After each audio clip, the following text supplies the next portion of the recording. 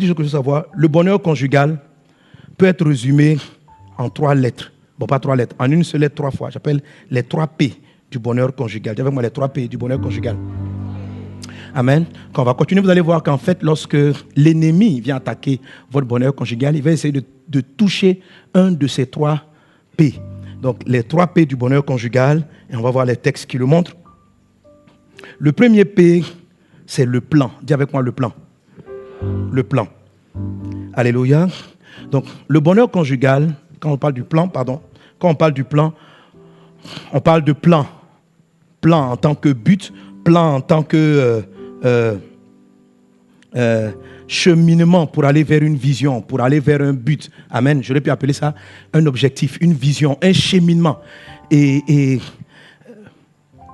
le couple suit un cheminement. On dit, le bonheur et la grâce m'accompagneront. Ils m'accompagnent sur une voie que je dois prendre. Alléluia. Si cette voie-là n'est pas là, si le bonheur ne veut pas me trouver en mouvement, le bonheur vient m'accompagner, c'est un accompagnateur. Donc, c'est très important d'avoir la notion du plan, ça veut dire de direction. Un homme dans son couple, s'il veut que le foyer soit heureux, amen, il faut qu'ils aient une vision. Sans vision commune, vous ne pourrez pas connaître le bonheur. Alléluia. Sans vision commune, vous ne connaîtrez pas le bonheur. Un couple qui s'assoit, qui n'a pas de plan commun, connaîtra des crises. Amen. Proverbe chapitre 29, verset 18 dit, « Quand il n'y a point de vision, le peuple est sans frein. Bienheureux celui qui garde la loi. » Alléluia. On dit qu'il n'y a pas de vision. Quand madame a une vision, monsieur a une vision, ça fait 2 visions. Ça fait quoi? 10 visions. Donc 2 visions, ça fait 10 visions. La division vient de ce qu'on ne voit pas les choses pareillement. Alléluia. Le bonheur conjugal avec la femme se trouve lorsque on a une voix. On sent qu'on part quelque part. Amen. Donc ton bonheur est fonction de la quête de réalisation de ta destinée. Le mariage est une combinaison homme et femme pour atteindre le but. Le conjoint, l'homme comme la femme, transporte une part de cette vision. En règle générale, je ne suis pas arrivé sur ta vision spécifique, mais en règle générale, voilà ce que la Bible dit. Proverbe chapitre 16, verset 4. L'Éternel a tout fait pour un but, même le méchant pour le jour du malheur. Donc tout ce que Dieu a créé, il a fait pour un but. Si Dieu veut que tu te maries, c'est qu'il y a un projet. Ce n'est pas simplement pour que vous soyez mariés, c'est parce qu'il a un projet. Amen.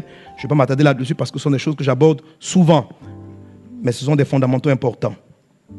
Genèse chapitre 2, verset 4. Genèse chapitre 2, verset 4. La Bible dit, « Voici les origines des cieux et de la terre quand ils furent créés. Lorsque l'Éternel Dieu fit une terre et des cieux, aucun arbuste des champs n'était encore sur la terre et aucune herbe des champs ne germait encore, car l'Éternel Dieu n'avait pas fait pleuvoir sur la terre et il n'y avait point d'homme pour le cultiver. » On va lire Genèse 1, 26 et puis après je vais revenir à Genèse 2, 4. Genèse 1, 26. Dieu dit, faisons l'homme à notre image, selon notre ressemblance, et qu'il domine. Je vous ai souvent enseigné que le « et qu'il domine », ça veut dire « afin qu'il domine ». Donc Dieu a créé l'homme afin qu'il domine. Alléluia. Dis à ton voisin, je suis né pour dominer. Voilà. Mais pas la femme. Amen. Le but, ce n'est pas de dominer sur ta femme. Amen. Donc Dieu dit, faisons l'homme à notre image, selon notre ressemblance, et qu'il domine sur les poissons de la mer, sur les oiseaux des cieux, sur le bétail et sur toute la terre, et sur tout animal rampant qui rampe sur la terre. Et Dieu créa l'homme à son image, il le créa à l'image de Dieu. Dans la version Darby, il est dit, il les créa mâle et femelle. Est-ce qu'on est ensemble? Amen. Dieu dit, créons l'homme à notre image, afin qu'il domine. Donc, le but de l'homme et de la femme, c'est de pouvoir contrôler certaines choses. Amen. Et la domination, étant donné que l'homme a été créé à l'image de Dieu, la domination, ça veut dire, ici, le mot domination parle du règne. C'est-à-dire, l'homme et la femme sont les éléments que Dieu a choisis pour faire venir son règne sur la terre. Amen. Dieu avait voulu organiser la terre. Donc, Genèse chapitre 2, verset 4 dit, Dieu n'avait pas fait pleuvoir, il n'y avait pas encore de plantes, parce que Dieu n'avait pas fait pleuvoir et parce qu'il n'y avait pas d'homme pour cultiver. Alléluia. Donc Dieu a voulu mettre des choses sur la terre, et il a créé l'homme pour venir gérer sa création de sa part. De sa part. Alléluia. Faire venir le règne de Dieu. Quand Jésus nous apprend la prière, notre Père qui es aux cieux, que ton règne vienne. Ça veut dire que les hommes, la terre entière, voient au travers du couple l'amour de Dieu, la bonté de Dieu, la vie de Dieu. Amen. Vous n'êtes pas nés pour vous enjailler. L'enjaillement vous accompagnera. Il n'est pas une finalité. La finalité, amen, c'est que Dieu soit vu. Si vous manquez le but, la Bible dit ceci, car tout a été créé par Christ et pour Christ. Donc on n'a pas créé ton foyer pour toi. Ce n'est même pas pour te faire plaisir. Tu vois, tu ne peux pas connaître le bonheur conjugal si le Créateur et toi, vous n'avez pas le même plan. Parce que tu ne t'es pas fabriqué. Et tu vas souffrir en ce qui concerne le mariage. Tu vas être comme sous l'effet de cette malédiction-là si tu ne corriges pas ta manière de voir. Donc quand tu arrives dans ce genre de séminaire, il faut que tu revoies la façon dont tu juges le foyer. C'est Dieu qui a créé le mariage. Ce n'est pas les êtres humains, ce n'est pas la société, ce ne sont pas les mecs qui se sont associés et qui ont décidé comment devait fonctionner le mariage. C'est Dieu qui a créé le mariage, c'est Dieu qui a instauré la première réunion et Dieu dit, c'est pour administrer la terre de ma part. Alléluia. Alléluia. Gloire à Dieu. Donc même si vous vous êtes mariés sans connaître le Christ, il y a une chose que vous devez faire. Si vous voulez que votre couple, le bonheur vous accompagne, on va le voir tout à l'heure, si vous voulez que le bonheur vous accompagne, il est important de trouver votre plan commun pour que le nom de Dieu soit glorifié et que monsieur et madame, vous travaillez pour atteindre cet objectif-là de comment le plan de Dieu va se manifester au travers de vous. Le plus souvent, la majorité des hommes comme des femmes ne savent pas exactement la spécificité de leur plan de Dieu pour eux. Amen. On sait que Dieu veut Dieu pour nous glorifier, mais quelle est la spécificité? Il ne faut pas t'angoisser si tu ne le connais pas pour le moment. Amen. Ça va venir par la suite. Amen. Madame, il ne faut pas aller te fâcher ton mari. Quel est ton plan? Quel est ton plan? Je t'assure que la plupart des gens ne savent pas quel est le plan. Donc, il ne faut pas embrouiller le monsieur. Amen. C'est ensemble que vous allez retrouver le plan. Quel est ton plan? Où on s'en va dans la vie? Lui-même, il ne sait pas. Alléluia. Notre couple, on sert à quoi? C'est quoi notre vision? C'est toi l'homme. Donne la vision, on va avancer. Chérie, prions afin de trouver notre vision de la vie. Parce que le gars, il ne sait pas trop. Amen. Il ne sait pas vraiment. Alléluia. Alléluia. Donc, quand Dieu dit, faisons l'homme à notre image, à notre semblance, afin qu'il domine. Et Dieu dit, faisons l'homme à notre image, à notre semblance, et qu'il domine. Amen. Alléluia. Dans la version Louis II, il ne faut pas bien, mais dans la version Darby, le qu'il domine est au pluriel. Oui. Faisons l'homme à notre image, si vous avez la version d'Abi officielle. Dans la version d'Abi, c'est et qu'il domine. Donc, la domination, là, ce n'est pas le propre du mâle. C'est pourquoi elle a dit et qu'il domine. Et il les a créés, mâle et femelle, homme et femme. Ça veut dire c'est la fusion. Donc, quand Dieu dit créons l'homme, c'est l'espèce humaine. Créons l'espèce humaine à notre image. La femme est l'image de Dieu. L'homme est l'image de Dieu. Combiné, c'est la combinaison qui fait l'image de Dieu. Et c'est aux deux que la domination sur la terre a été donnée. Alléluia. Sauf que dans cette domination, la femme et l'homme n'occupent pas exactement le même rôle. Alléluia. Alléluia. Donnez un bon amen à Jésus. Donnez un bon amen à Jésus. Amen. Et il est dit maintenant, parlant du mariage, au verset 28, et Dieu les a bénis. Donc c'est par rapport à cette vision-là. Amen. Il les a créés mâles et femelles. On est Genèse 1, 27. Et maintenant le verset 28 dit, et Dieu les bénit. Et Dieu dit, fructifiez, multipliez. Et vous savez aussi, le mot bénédiction est aussi rattaché, parle aussi du bonheur. Amen. Que les bonnes choses vous arrivent. Donc Dieu a béni le mariage en vue du plan qu'il avait au verset 26 et 27. Amen. Et Dieu les bénit et Dieu leur dit fructifiez, multipliez, remplissez la terre et l'assujettissez, dominez sur les poissons de la mer et sur les oiseaux du ciel, etc. Amen. Donc vous regardez bien. Au verset 26, il est dit dominez sur le poisson, etc., etc. Et au verset 28, Dieu donne le process de la domination.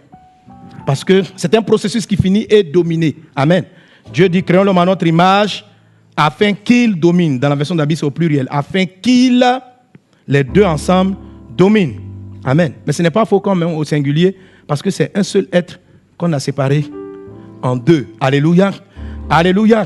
Et la Bible dit, il a créé donc l'espèce humaine en deux formes, l'homme et la femme. Après, il leur dit, je vous bénis, vous deux là, pour que vous dominiez, pour que vous fassiez ce à quoi je vous ai appelé, je vous donne ces capacités. Soyez féconds, multipliez, remplissez, assujettissez et dominez.